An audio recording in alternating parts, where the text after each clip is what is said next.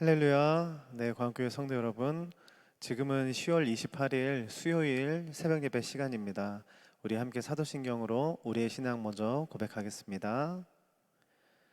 전능하사 천지를 만드신 하나님 아버지를 내가 믿사오며 그 외아들 우리 주 예수 그리스도를 믿사오니 이는 성령으로 잉태하사 동정녀 마리아에게 나시고 본디오 빌라도에게 고난을 받으사 십자가에 못 박혀 죽으시고 장사한 지 사흘 만에 죽은 자 가운데서 다시 살아나시며 하늘에 오르사 전능하신 하나님 우편에 앉아 계시다가 저리로서 산자와 죽은 자를 심판하러 오시리라.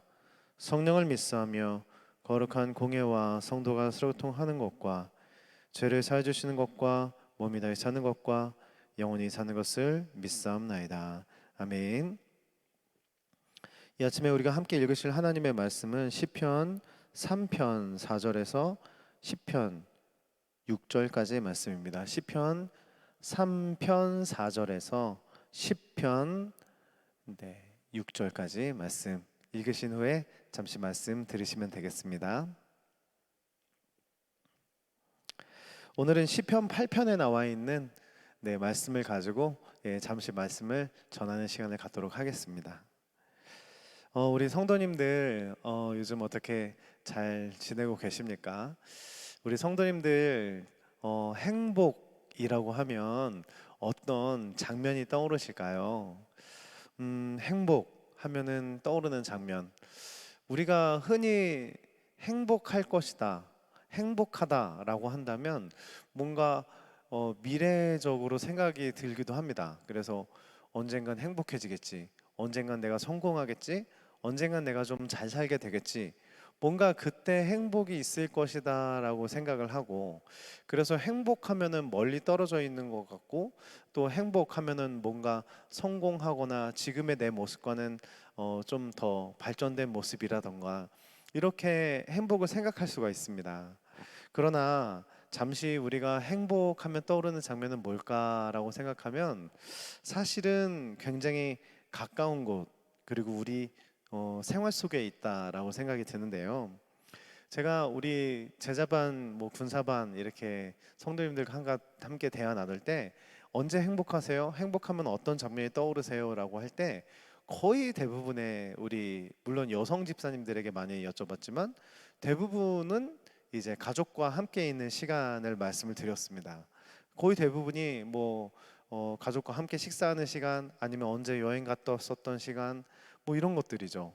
그래서 어, 사실 행복하면 떠오르는 장면이 막 굉장히 멀리 있거나 미래지향적인 것이 아니라 굉장히 우리 일상 속에 숨어 있습니다. 그래서 아내와 대화 나눴던 저녁 식사 시간, 아니면 퇴근을 했을 때 막 우리 자녀들이 막 이렇게 나를 반기며 뛰어나오는 모습, 등등, 이렇게 생각보다 굉장히 이렇게 소소한 그런 장면들이 떠오르는데, 이런 것들을 통해서 우리가 알 수 있는 것은 행복은 물론 성공도 행복이고 뭔가 우리가 무언가를 이루었던 그런 결과도 행복일 수도 있습니다. 그것도 물론 맞지요. 그런데 생각보다 행복이라는 것은 멀리 있는 것이 아니라 우리 가까이에 있고 바로 관계에 있다라고 말씀을 드릴 수 있을 것 같습니다. 그래서 인간이 참 행복한 것은 바로 관계이고 또 사랑이고, 또 행복했던 장면 하니까 당연히 추억이 이렇게 행복의 모습으로 떠올릴 수 있다라고 일단 말씀을 드릴 수 있을 것 같은데, 그러면 우리가 반대로 한번 이렇게 생각해 볼까요? 지금은 우리들의 행복에 대해서 얘기를 했으니까 하나님은 언제 행복하실까요? 하나님은 언제 가장 행복하셨을까요? 물론 우리가 하나님을 행복이라는 단어 안으로 이렇게 집어넣을 수는 없습니다. 왜냐하면 행복 위에 하나님이 있고 행복 밖에 하나님이 더 크게 계시기 때문에, 행복 그 자체이고 행복을 만드신 분이니까 사실 그렇게 정의 내리는 것 자체가 오류가 있긴 하지만, 그럼에도 불구하고 하나님께서도 굉장히 추억에 젖으시면서 그때가 참 좋았다, 그때가 참 행복했다라고 말씀을 하시는 경우들이 종종 있는 것을 알게 되는데, 아모스서에 보면은 하나님께서 그리워하는 곳이 하나 있습니다. 바로 언제이냐면 다윗의 때를 말씀하십니다. 내가 참 그 다윗의 때가 그립고 그때처럼 다시 회복시킬 것이다 라고 하나님께서 말씀하시는 장면이 있기 때문인데요. 자, 그렇다면 하나님께서는 왜 다른 때도 아니고 다윗이 나를 예배하던 그때 그 시절로 다시 회복시킬 거다라고 말씀을 하실까? 한마디로 말씀드리면 다윗은 하나님을 감동시킬 줄 아는 사람이었기 때문이다라고 말씀드릴 수 있을 것 같습니다. 다윗은 하나님과 깊은 관계 속에 있었고 하나님을 정말 감동시킬 줄 아는 사람이었다. 그래서 하나님은 다윗의 때를 아주 그리워하신다라고 생각이 드는데요. 이사야서 43장 21절에 이 백성은 나를 위하여 내가 지었나니 내가 나를 찬송하게 하려 함이라. 즉 하나님께서 인간을 만드신 이유가 찬송 받으시려고, 즉 교제하시려고 인간을 지으셨습니다. 사랑하고 또 사랑받고, 그런 마음으로 하나님께서 인간을 지으셨어요. 그래서 하나님께서는 항상 인간과 함께 하길 원하셨고 인간과 교제하길 원하셨고 그리고 인간에게 찬양도 받으시기를 원하셨습니다. 그런데 그걸 누가 정말 잘했느냐라고 한다면 바로 다윗이라는 것이죠. 여러분, 다윗 하면 떠오르는 장면들이 있습니다. 뭐 골리앗을 쓰러뜨리는 다윗의 모습, 아니면 뭐 춤을 추며 찬양하는 다윗의 모습, 아니면 광야 생활 속에서도 막 찬양을 하고 있는 다윗의 모습 등등 다윗의 정말 멋진 장면들이 너무나 많이 있는데요. 저는 그 중에서도 다윗 하면은 사실은 제일 많이 떠오르고 가장 먼저 떠오르는 장면은 오히려 소년의 모습 다윗, 그러니까 다윗의 소년 시절, 어린 시절이 사실 많이 떠오르는 편입니다. 아시다시피 다윗은 어렸을 때부터 집안에서 인정을 받지 못했죠. 형들은 뭐 키도 크고 아주 뭐 잘생기고 똑똑하고 집안에 아주 그런 자랑거리였지만 다윗은 막내였는데 게다가 정말 너무나 이렇게 몸도 왜소하고 참 형들과 비교되는 그런 아이였던 것 같습니다. 그래서 다윗은 집안에서도 이렇게 뭐 사실 하인들이나 하고 가장 약한 사람들이나 하는 그런 목동의 일을 다윗은 했었던 걸로 보여지고요. 그래서 다윗은 항상 뭐 하는 일이 양을 치는 일들, 뭐 성경에 나와 있는 일이 어린 시절 다윗의 하는 일이 계속 양을 치는 모습들밖에 나오지 않기 때문에 그것을 뭐 사실인 것 같습니다. 자, 그렇다면 다윗은요 그런 상황 속에서도 어떻게 찬양하는 사람, 그렇게 하나님을 찬양을 해서 감동시킬 수 있는 사람이 될 수 있었을까요? 여러분, 어떻게 다윗은 찬양을 하면 막 악귀가 떠나갔을까요? 어, 나중에 다윗이 왕이 되었을 때 정말 왕이 되었어도 어떻게 그렇게 옷이 막 벗겨지도록 하나님을 정말 기쁘게 찬양드렸을까요? 어떻게 다윗은요 10년이라는 시간 동안 막 광야로 피난처 막 도망가고 그렇게 도망자의 삶을 사는 와중에서도 하나님을 예배하고 찬양드리는 그런 시를 쓸 수 있었을까라고 한다면 저는 그것이 하루아침에 이루어진 것이 아니라 바로 어린 시절 목동 다윗의 시절이 있었기 때문에 가능했다라고 생각을 합니다. 집안에서는 왕따요, 키도 작고 얼굴도 예쁘장하게 생긴 이 소년이 할 수 있는 일이라고는 밤이고 낮이고 아침이고 그저 양을 돌보는 일이었습니다.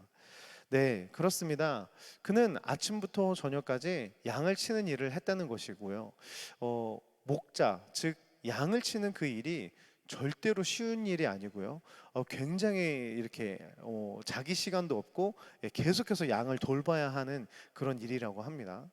그러니까 당연히 다윗은 양과 함께 하루의 시간들을 계속 보냈다는 것이고 양들을 데리고 항상 자연 속에서 살고 있었다는 것입니다.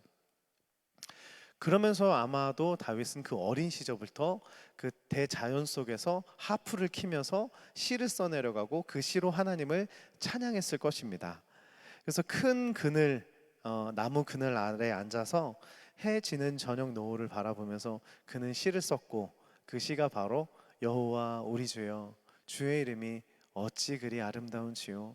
바로 오늘 우리가 읽은 시편 8편의 그런 시도 바로 그 시절에 썼을 것이라고 생각이 드는데요. 네, 다윗에게 있어서 정말 가장 그 큰 예배 장소, 다윗에게 있어서 예배 장소는 어디냐? 바로 푸른 하늘 아래에는 다 다윗의 예배 장소였다는 것입니다.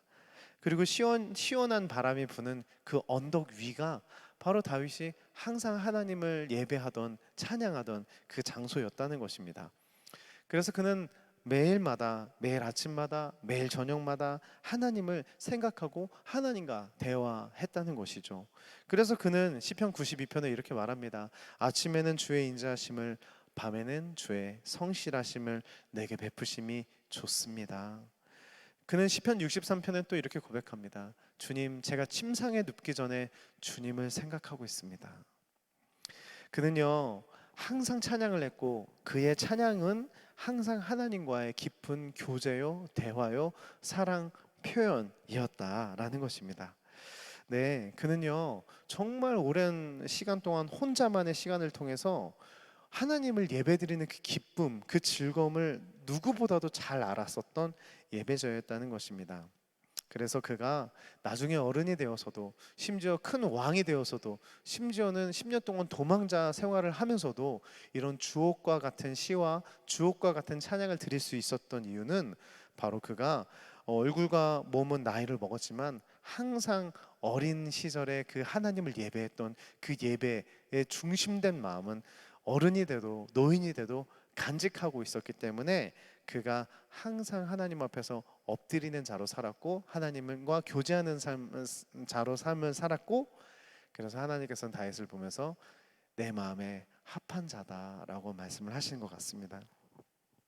말씀을 마무리하면서 이제 시편을 계속 읽고 이제 계시는데 찬양들이지 않습니까? 정말 이 시편들을 읽으면서 우리 마음속에 그 다윗과 같은 소년의 마음이 임했으면 좋겠습니다. 그래서 그래, 하늘 아래에 있는 곳이 다 하나님의 예배하는 장소야. 내가 밟고 있는 그곳이, 내가 밟고 서 있는 그곳이 하나님을 누릴 수 있는 장소야 라는 것을 우리가 오늘 기억했으면 좋겠고요.